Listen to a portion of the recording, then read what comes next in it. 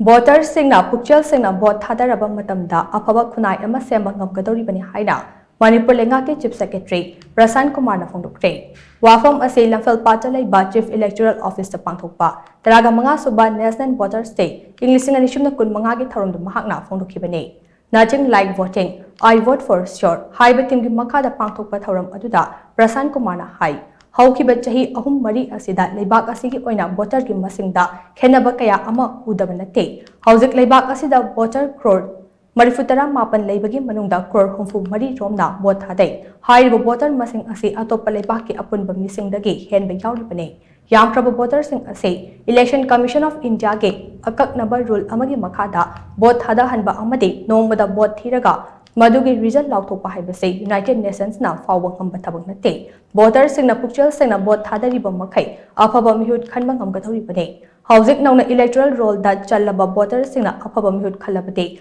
masak thokpa amade khumang chawsinba khunai ama seba ngamgani haibase mahaki thajabane masagi chahi taraga nipan subada vote thadaba yabagi piriba mamal janlaba hak ase niyom chumna sijinnarabade chawkhatpa amasung mangjal thaba leibak ama soidana oiba ngamgane Leibak asina ningkha tambagi sanglaba chahi humfutara mangagi khongchet asida ahongba kaya lekhre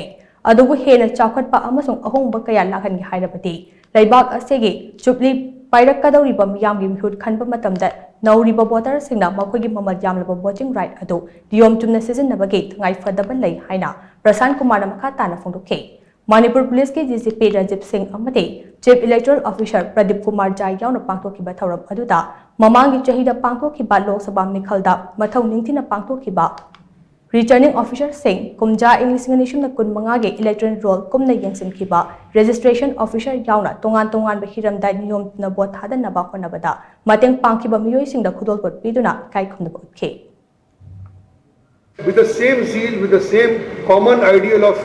ushering in peace once again in the state, we should work on the same lines that the election department works. And I'm very sure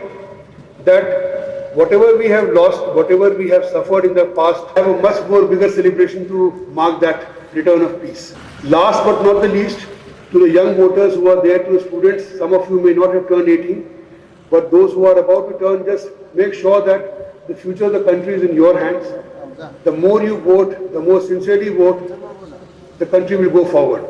I will just recall a small anecdote. My minister in the government of India, he was once mentioned to me, you have passed just one exam and you will be there for 35, 38 years. We have to pass an exam every 5 years. So that is the thing, that the ministers also are aware that of the power of the voters. So every vote counts, and the theme is very apt,